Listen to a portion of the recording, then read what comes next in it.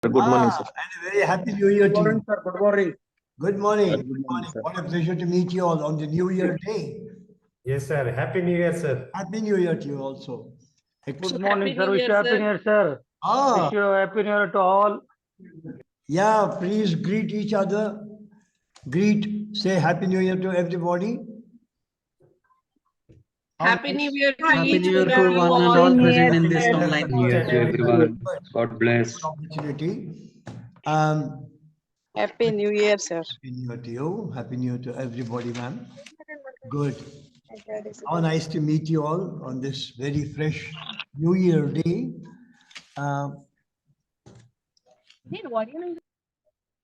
Yeah, I must thank the UGC-HRD Center here in Mysore and Dr. Ranjan Swami, my good friend, for giving me this opportunity to address you all.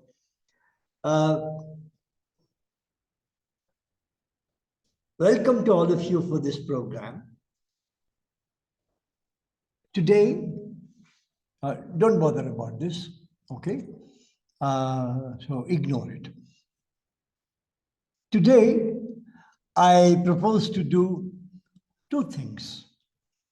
One, I will talk about the presentation skills. Right.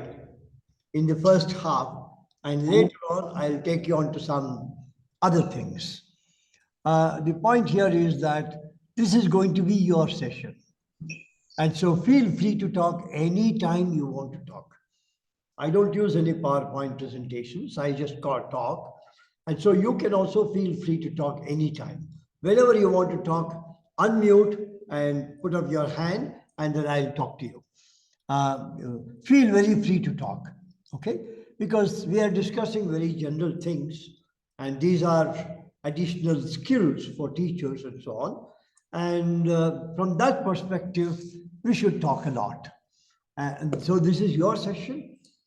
Feel free to talk and ask questions, agree with me, disagree with me, go back to your colleges, wherever you're teaching, look at the possibilities, whether what I say is feasible or not, and talk, okay? So feel absolutely free to talk anytime, anytime. Good. So basically, we'll begin our discussion on presentation skills. Those of you who want to make your notes, you can make your notes. I'll introduce you to a few concepts, and then we'll move on to detailed elaboration on this particular topic. Excellent. So let's begin. Are you all ready? Yeah. You can unmute. If there is no disturbance in your neighborhood, just unmute and feel free. Yes, sir. You can go ahead, sir. Yeah. We can go ahead. Yeah. Good. Let us begin. When we talk of presentation skills, let's begin by examining the word skills. What do you mean by skills? A skill. Skills. Anybody can talk. Skill. Sir, it is kind of a smartness to do some kind of work in efficient way. Okay. Efficiency, ability to do some kind of work. Okay. Next. Way of a presentation, sir. Way of presentation. Good. Skills. Ability to implement the knowledge that one has into true practice. Okay, good. Very good, Divya. Ability to implement knowledge one has acquired. Oh, yeah, very good. Very Unique quality. A unique quality to unique- handle a good. Yashoda says, a yeah, task. good. Very good. Yashoda says, a unique quality to handle whatever one is doing. Ability to do the work effectively and efficiently. All right. Different than others. Okay, good, Pratibha. Ability to do something efficiently and in such a manner that it is so different from the others also, and that is the special ability that somebody possesses. Good, skill, good. Anybody else wants to take a chance? Any more? Good. All right. Skill or a skill is defined as the ability to do something and do it well. I'll repeat. How do we define a skill? We define a skill as the ability to do something and do it well. जो भी हो सकता है, no problem, anything. Making a good cup of coffee is an ability, is a skill, and doing it well. You know, running is a skill, being able to run faster. Driving is a good skill. Dressing well is a skill. Like this, take whatever activity, teaching is a skill. Doing anything and doing it well is a skill. Now, this is a very broad statement. And all of us possess all kinds of skills. And among these skills, presentation is also a skill. You know, the moment we call it a skill, as Pratibha ma'am said, doing it such a way that, you know, even others should learn from what you do. Oh, this is how it is done, kind of thing. And if that is it, then presentation as a skill.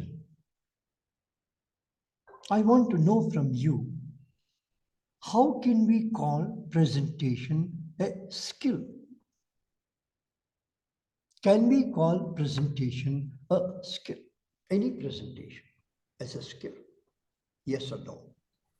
Anybody can. Using his own method to convey the message, All right. okay, easily. And also the receiver, he should get that in any manner. So that is a presentation. Yeah, presentation, doing it in such a manner that even the receiver receives the message completely in a good manner. Good, that is good presentation. Anybody else? Effective communication, sir. Effective communication. Very good. Good. Effective communication in presentation skills. Anything else? It should reach the audience. Once again. Our readers. Once again. It should reach the audience. All right. It should reach the audience. Very good.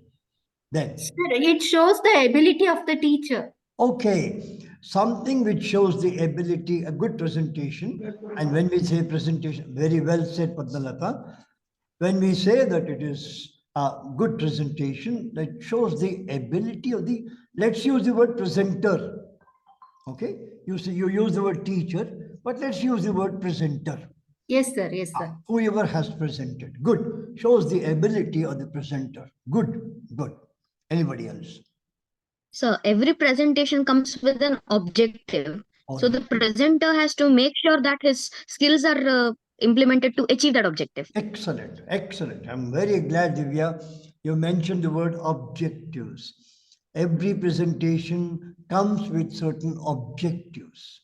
And an effective presentation ensures that the objectives are fully achieved very satisfactorily. And in fact, more than satisfactory, it should be very good. Thank you very much.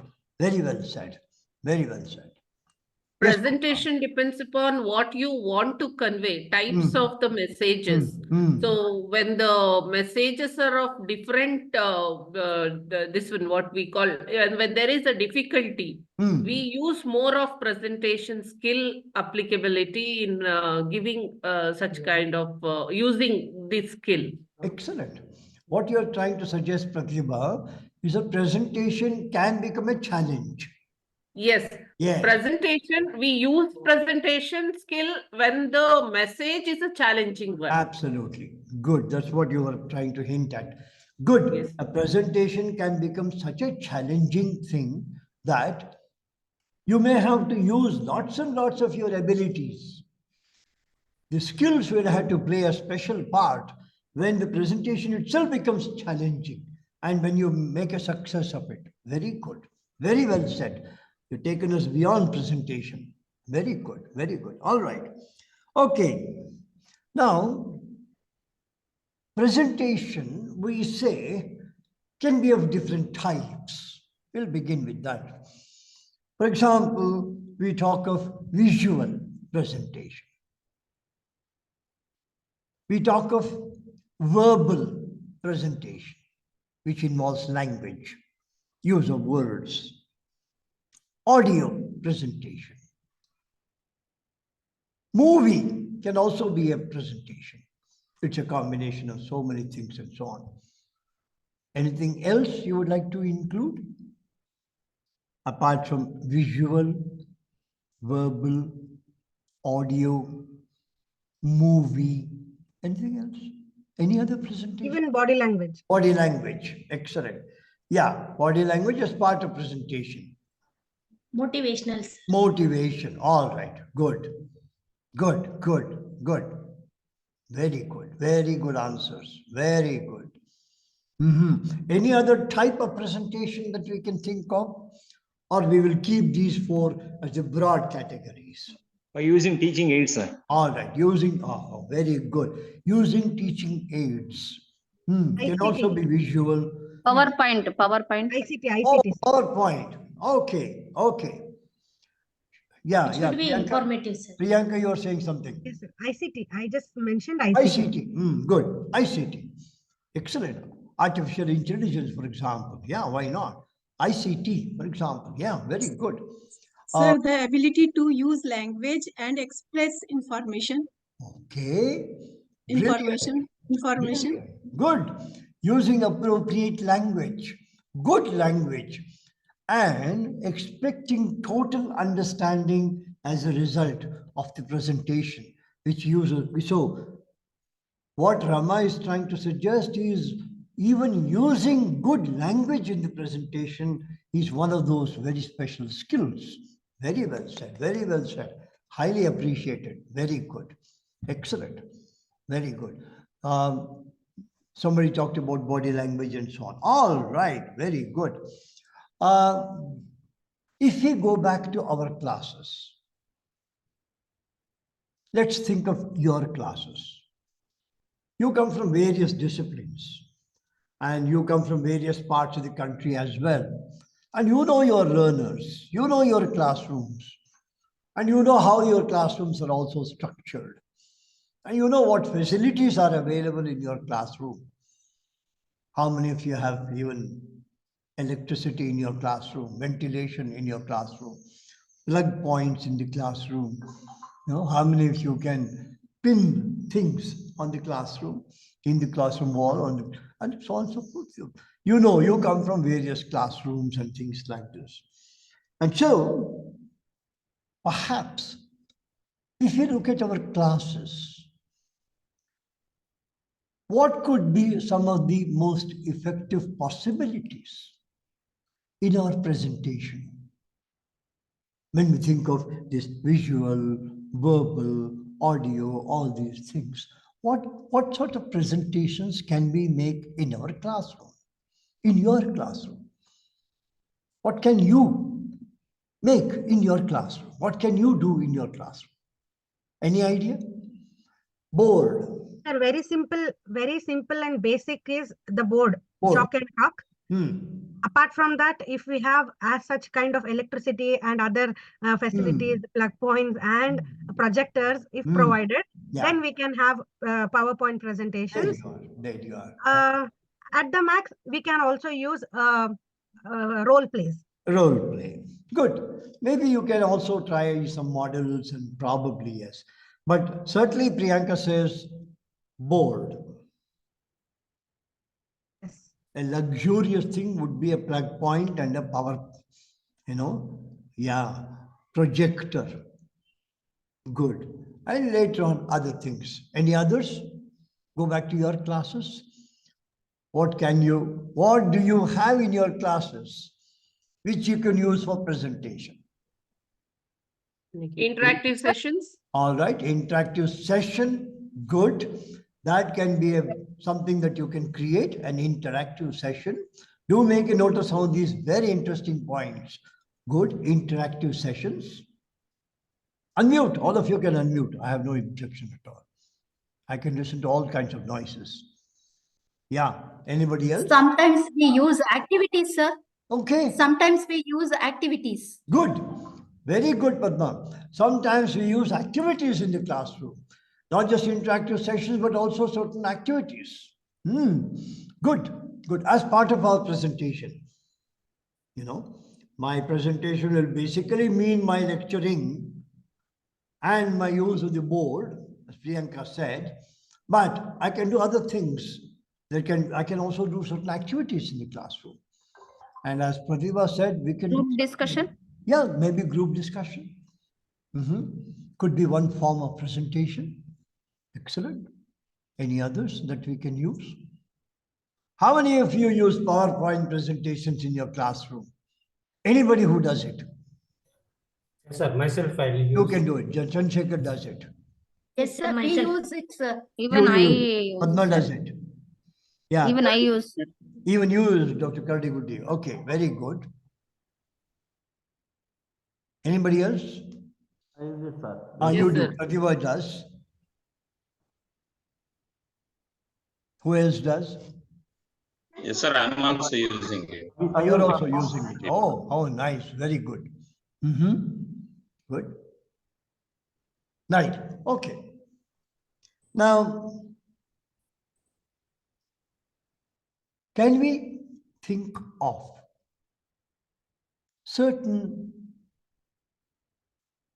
features of presentation that we must remember when we talk of presentation skills? For example, I would say that a presentation should be complete, comprehensive, clear. There should be a certain completeness, a certain comprehensiveness, and a certain clarity. Are these important? Look at the three things you have written down. Our presentation should certainly have a certain completeness, comprehensiveness, and clarity. Important. What happens if it is incomplete? Now that's how you know, whenever we ask a question, ask the other question. What happens if a presentation is incomplete, is not comprehensive, not covering a large area, is not clear? Can there be problems? Yes, sir. Yes. So The we fail objectives in cannot be achieved. communicating. Yeah, you fail in communicating, ma'am, Priyanka? That's what the required objectives will not be met. Will not be met. Yes, as simple as that. Haji? Atalji, come back again. Boliye. Okay, yes. So, one of the first qualities of any presentation is that it should have these three elements in that. Atalji, come on, talk. Sir, when we are ineffective in presenting any content to the students, the very purpose of presenting may not be fulfilled. That's right. That's all. Excellent. Very well. That's why somebody used the word objective and you're using the word purpose. The very purpose will not be fulfilled. Absolutely right. Very good. Now, can a lecture be a presentation? No, sir. Can a Yes, sir. lecture? It can be. It can be. It's a verbal presentation, sir. It's a verbal presentation. Can it have completeness, comprehensive, clarity? Should it have a lecture? Sir. Yes, it should, sir. Yes, sir, it's possible, sir. It should. It is possible. I'm just igniting your minds to think of what could be professionally appropriate. You know, when we use the word presentation, there can be several activities, and I'm trying to tell you that there can be clarity, comprehension, so many things. Yes, Jagdish. Can a lecture be a presentation?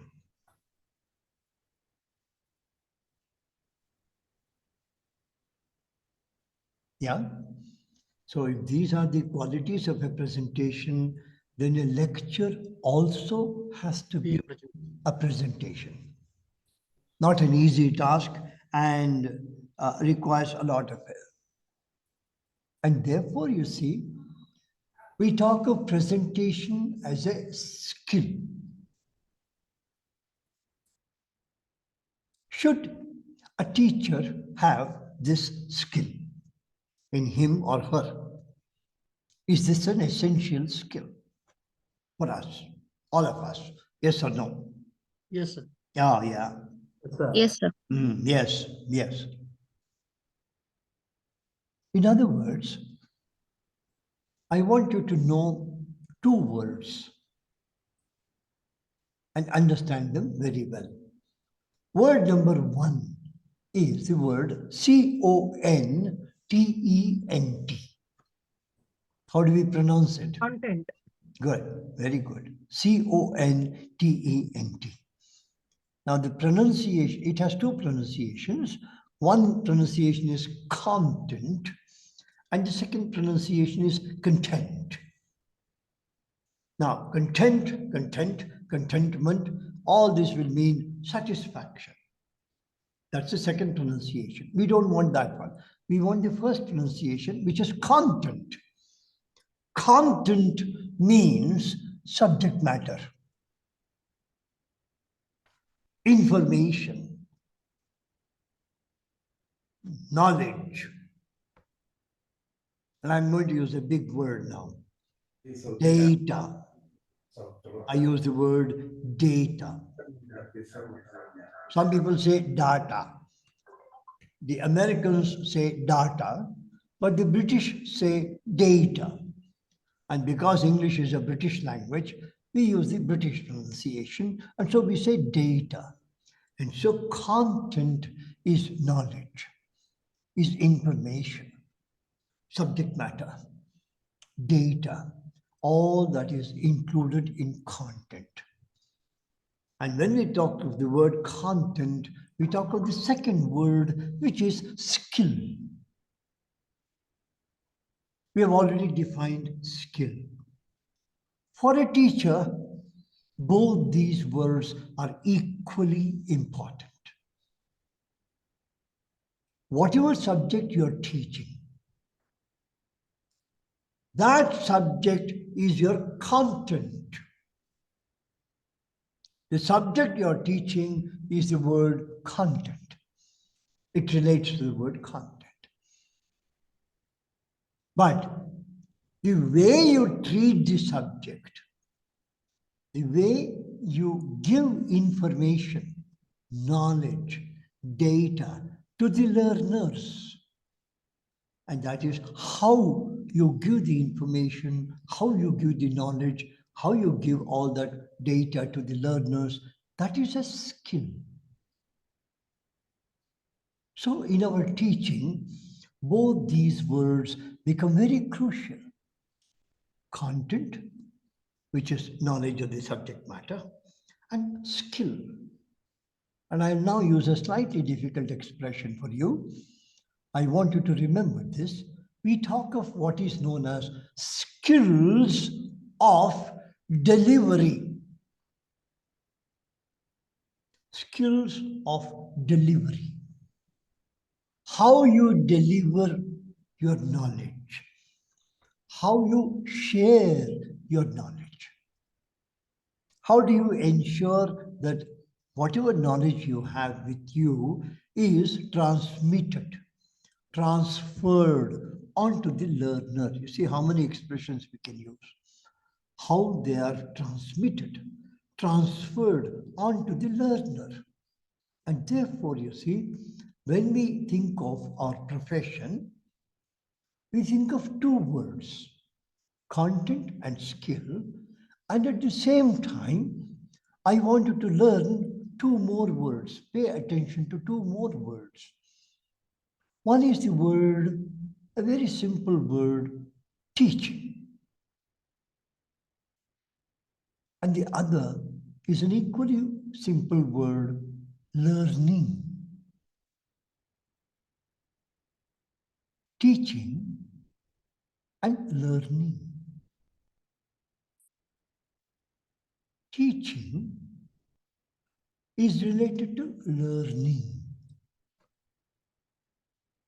Learning depends heavily on teaching. And so we talk of teacher and learner. We have stopped using the word student because that used to give the idea that the teacher had all the knowledge and the student had no knowledge at all. And all the knowledge had to come from the teacher to the student. Today, it's not the case.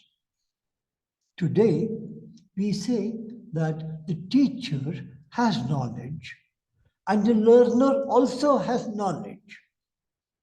And the classroom is what we call a context, an environment. Don't say environment. An environment where the teacher's knowledge and the learner's knowledge together interact. And new knowledge emerges. New learning comes out. This is how we view today's classroom. In other words, the teacher contributes to knowledge. The learner also contributes to knowledge. And the teacher and the learner together contribute to the knowledge which needs to be known now, the new knowledge. And together they contribute and then learn together. And so the teacher is also a learner. And so today, we have stopped using the word student.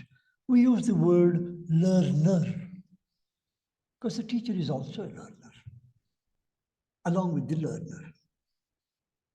So, learning is a very tough word. I'll use a very big word which I want you to know. Teaching is a very tough.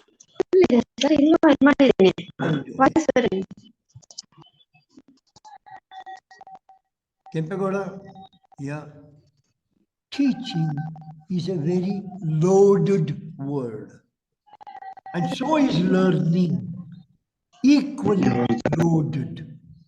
They are both very heavily loaded terms. I said simple. They're not simple. Teaching is a very loaded word, and so is learning. How do I, listen very carefully, how do I, as a teacher, ensure learning in the learner? How do I ensure to myself? How do I tell myself that learning has taken place? Whatever I said, whatever I did, whether it's tasks or activities or whatever I did, how do I make sure that this has resulted in learning in all the learners? Not easy. How do I tell myself that, today I introduced this topic. How am I very sure that every learner in the class has fully understood what I said? Very difficult, very tough, very difficult to say for various reasons. We'll come to that later on. But because of the complexities involved in the process of teaching, in the process of learning, we say that teaching and learning are very loaded terms, heavy terms, full of weight. And when we examine presentation skills, we examine presentation skills as also part of our teaching. So how do we ensure that my presentation skills will result in total learning? How do the learners ensure that their presentation skills will make sure that everybody has learned what they were supposed to learn? Tough, isn't it? Any reactions to what I said so far? Anybody who wants to talk about teaching, learning, teacher, learner, what happens inside the classroom, and what should happen inside the classroom? Any comments? Anybody? In your own classroom? It takes a lot of mental effort in teaching as well as learning, sir. Very good. It has to be it has to happen from both these sides. A teacher also has to put in the mental effort. At the same time, the learner also should be equally engaged. Extremely well said, Divya. Beautiful. Very good. Yes, very true. So much of effort is needed on the part of the teacher. And I'm glad you said that equal amount of effort has to be put in by the learner also. Yeah, not easy. And equally important is the act of getting feedback. Absolutely. Good. At the end of every session, just for the implementation. Absolutely. Very well said, Priyanka. That equally important is the act of getting feedback. The teacher needs feedback from the learners. The learners also need feedback from the teachers. Both of them require feedback. And if they are discussing a certain topic, how much of the topic has been understood and how well it has been understood, that can be known only when there is feedback from both sides. Very important. Good. Very well said. Very well said. Self-evaluation is also important, sir. Equally good. Very good. Self-evaluation for the teacher. It can't be a one-way traffic always. I am a teacher, I have delivered, I have said whatever I wanted to say, and that is the end of it. Is not the right thing. I will have to sequence it. We use a word chunk it, C-H-U-N-K. Chunk my teaching into parts, bits, steps, stages, and so on. And all these chunks together will form the end result. But while giving information, I have to chunk it. And each chunk will have its set of objectives. And therefore, as Padma says, very well said, Padmalata, that the teacher needs feedback at each stage. And only when the teacher is assured, it's confirmed that learning of that little chunk has taken place, that the teacher can go ahead to the next part. And that feedback helps teacher get to know how much and how well something may have been understood. And so on and so forth. Good, very good. So, good. Teaching, learning. complex, very complex. Teacher must know the understanding level of students, sir. Absolutely, absolutely. Well said, Kempegowda. Teacher must know the understanding capacity. That's what you're trying to suggest. Yes.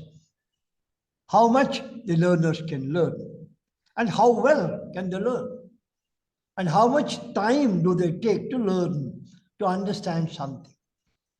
So the teacher must be aware of the learning capacity of the learners. Very important. Good. Very well said. Very well said. Sorry? Good. Anything else? And teacher must be a good learner. Absolutely. Absolutely. Yeah. Very good. You see how you are making beautiful statements. Jaikumar says, first and foremost, the teacher also will have to be a learner. You see, one of the very important qualities for a teacher is to listen. Listening is a very important quality before one speaks.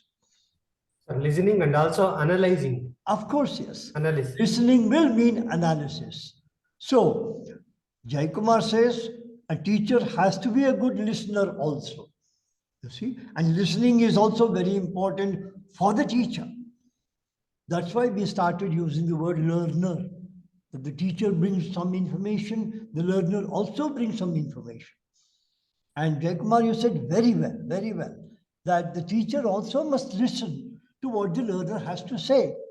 And mind you, sometimes I may not have thought of a few things, but the learner may come up with certain new ideas also. And so I should be very thankful that, okay, wow, very good. Wow, I didn't know this. I hadn't thought on those lines. Thank you very much for this. Good information. See how much value is there in listening. And so, when we say a teacher and a learner, we also say teaching and learning. And therefore, to conclude this particular discussion, we can say that in a classroom, there are teacher factors. Make a note of it. Teacher factors. And there are teaching factors.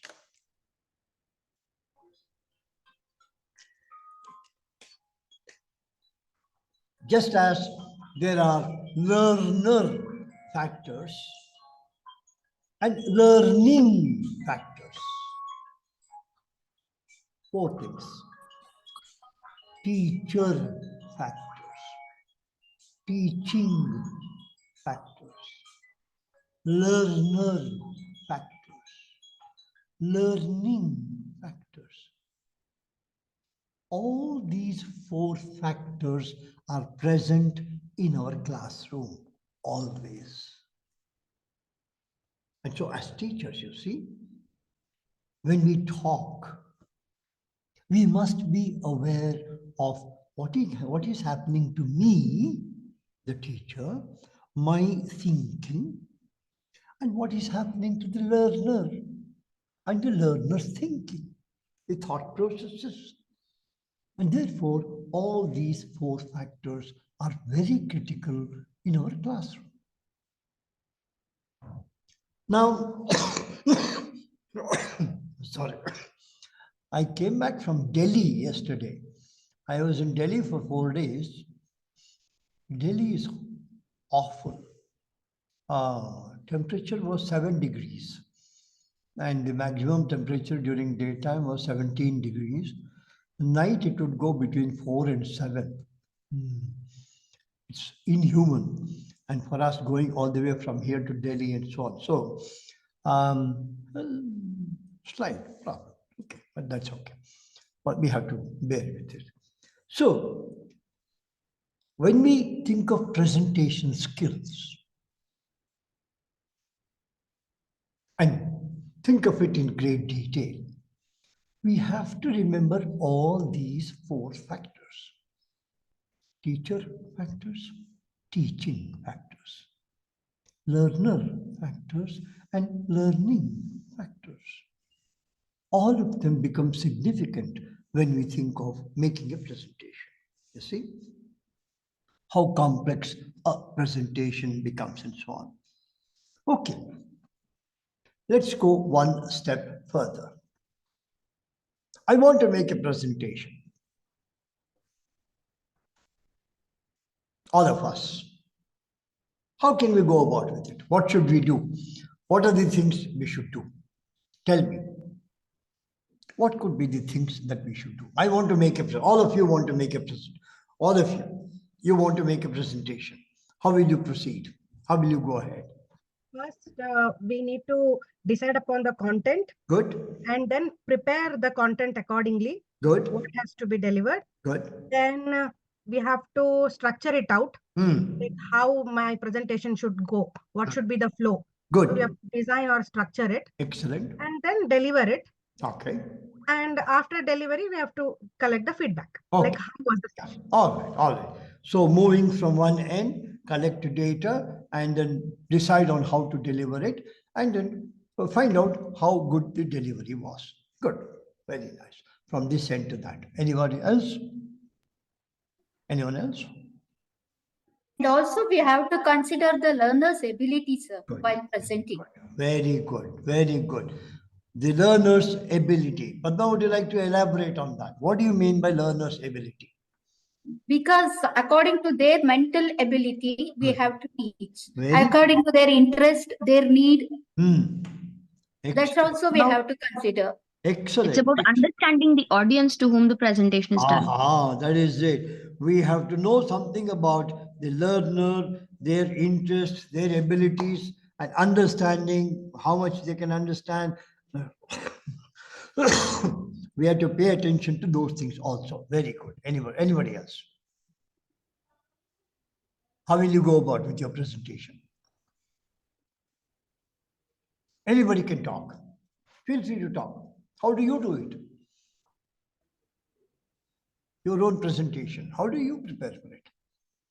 What factors do you keep in mind? Sir, mental readiness on the part of the teacher is also important. Good.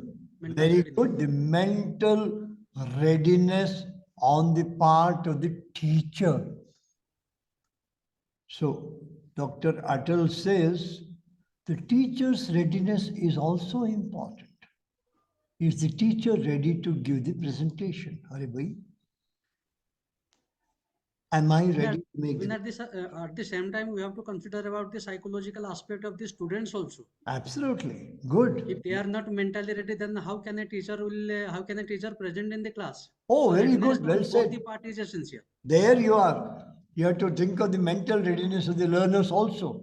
Yes. If the learners are not ready, how can the teacher force himself on that?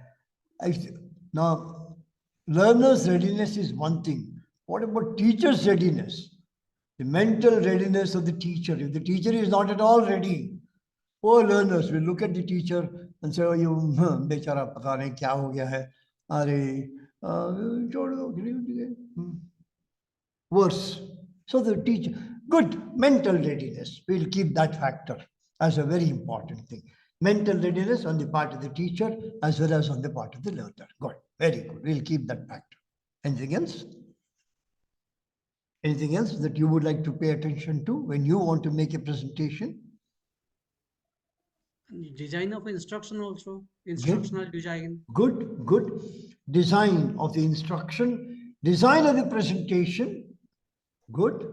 All its components. Yeah. Good. Good environment. A good environment in the classroom, creating a good environment. Good. Time management, sir. Time management. You have to... Oh my God, Prasad, thank you so much for saying that. Time management. I can't go on and on and on because there's a little time, and therefore maximizing time utilization. How do you utilize my time maximum? To the maximum extent. So we call it maximization of time management. Beautifully said, very well said. So time management, very good. So how much I can include and how well I can do it within the time available. Anything else? Good. Good. Mental readiness, planning, progression, time management, feedback. Anything else? Good education, sir. Good education. Good education. In other words, what Ma'am Shashikala is trying to suggest is Education, sir. Purposefulness. Education. Good purposeful activity. Good education. It should knowledge. Good.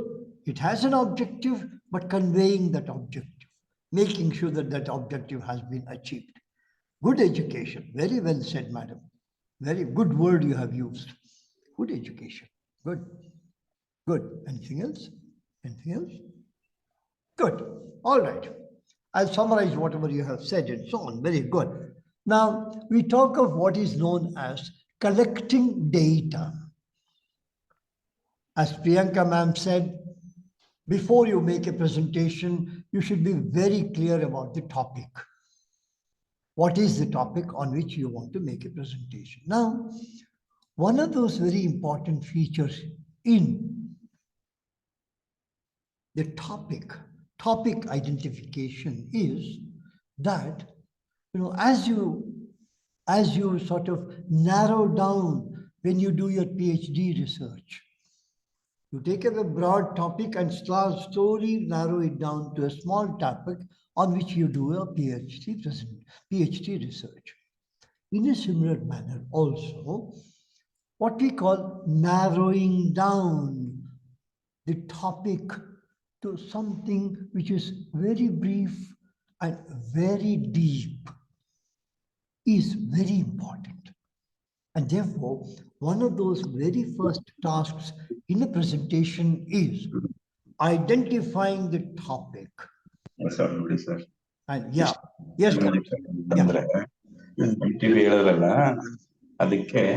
please give you suggestions. Istu deshedu bidu. Alla ಏನು sir ಇದು? Galaxy ಅವರೇ? ಯಾರು ಹೋಗಿ? Yeah, good, very good. Okay.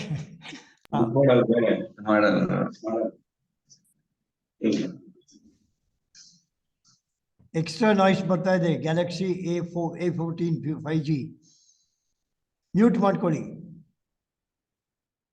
Good. Yeah, ಪುನಃ open ಆಗ್ತಾ ಇದೆ, mute ಆಗ್ತದೆ. Mute ಮಾಡ್ಕೊಳ್ಳಿ. Narrowing down the topic of presentation is most important and a very, very difficult task.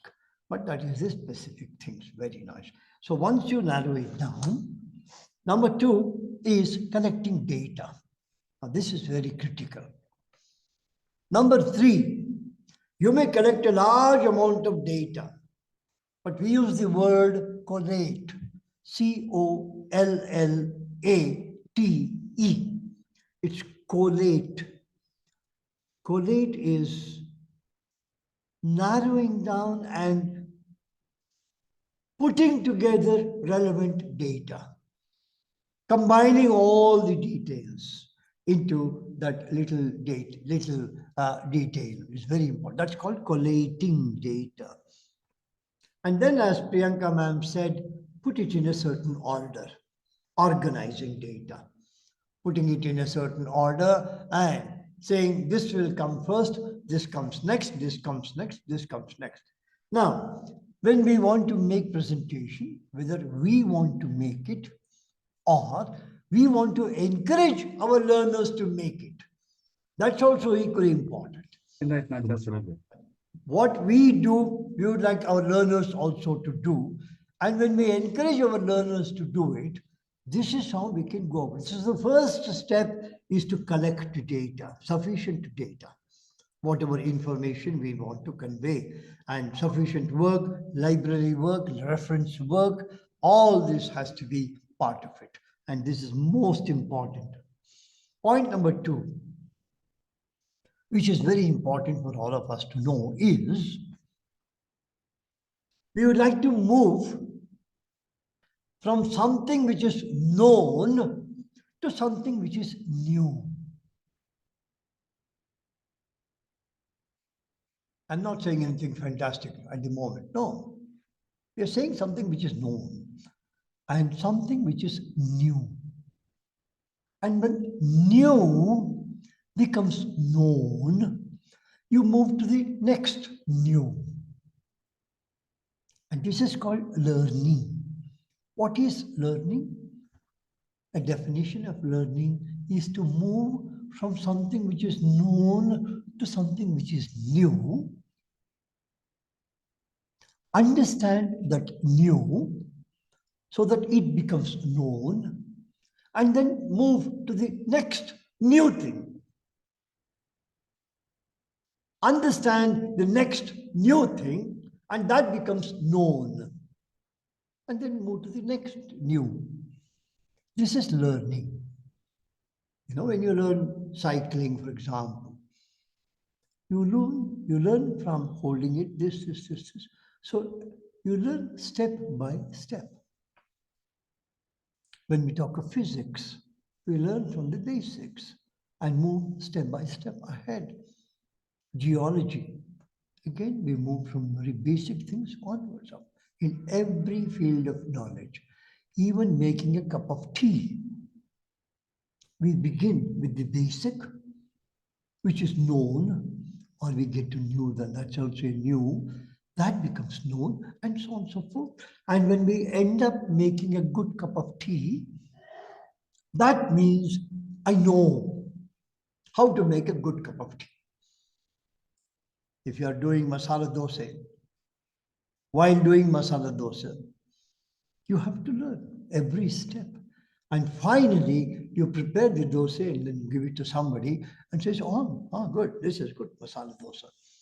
That means you have learned.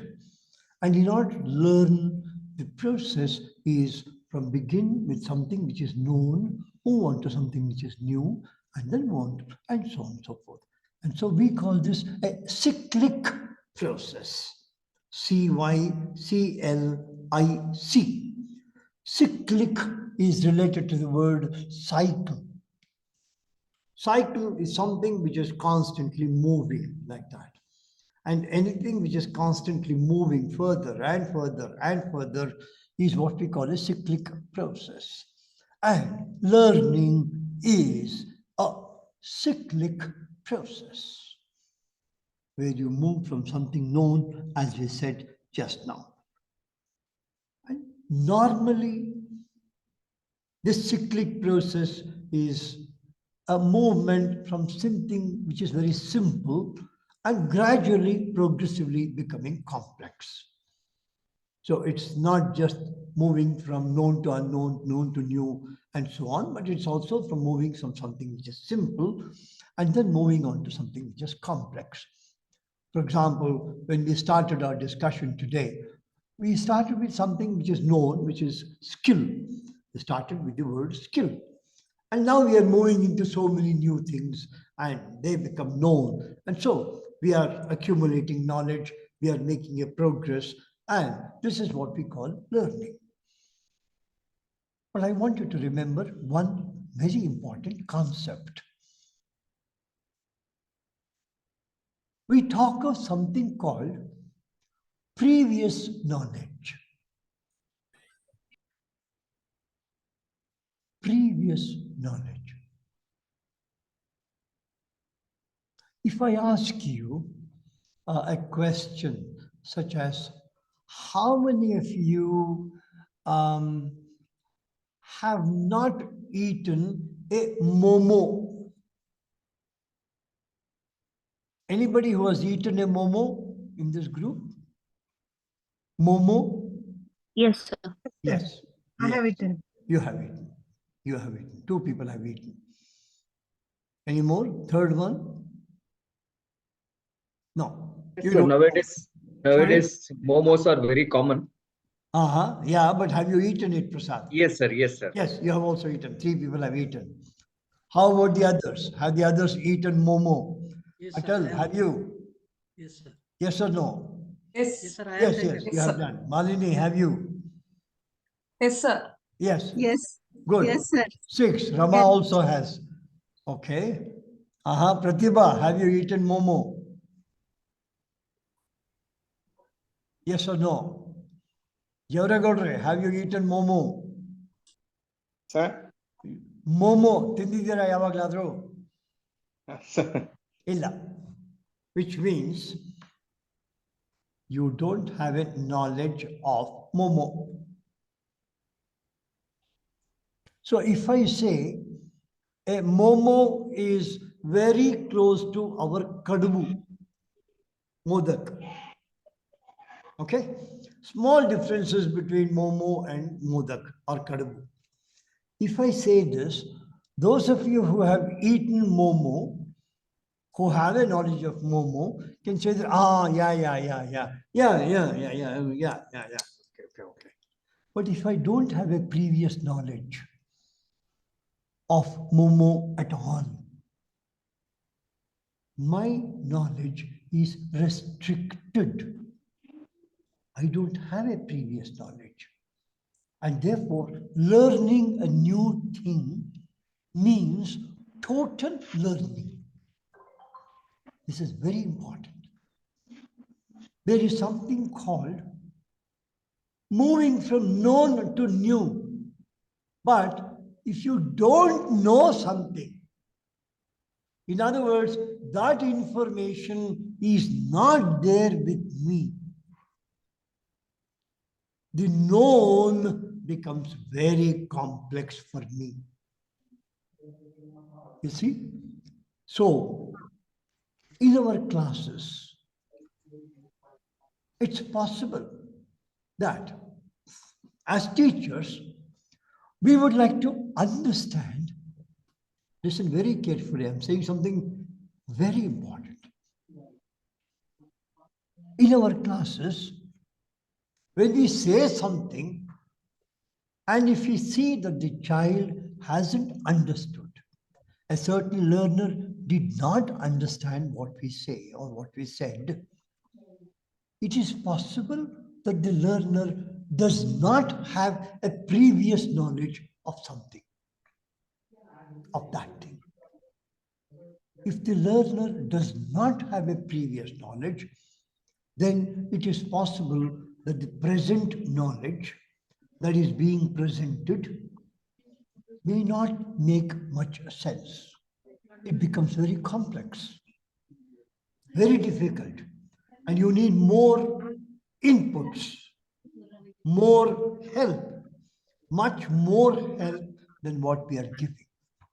And therefore, you see, when we think of what we call previous knowledge, one of those things that as teachers we need to understand is how much previous knowledge the learners possess, how much previous knowledge they have. Is previous knowledge important according to you? Is it important? Is it important for the teacher to know how much previous knowledge the learners have? Yes, sir. Yes, sir. Yeah. Sir, it is Tell me, Jimmy. Yeah. So if the teacher knows the previous knowledge, so it's easy for him to explain the concept. Absolutely. Good. If the It's not teacher knows. possible to link the content, sir. Absolutely. It's possible to link the content. Very good. It is possible to give advanced knowledge. Absolutely. It's possible to give advanced language. Good. Advanced knowledge. Sorry. Good. Very good. Even the teacher can lead the students to a particular course of instruction by knowing the previous knowledge, sir. Good. Even he Very can well, set up an atmosphere in the class by knowing the previous knowledge. Excellent. Then he can lead the Excellent. students. Excellent. By knowing the previous knowledge of the learners, the teacher can set up a certain atmosphere in the classroom so that the learners become ready to know, to capture the new knowledge. Very well said, Atal. Very good.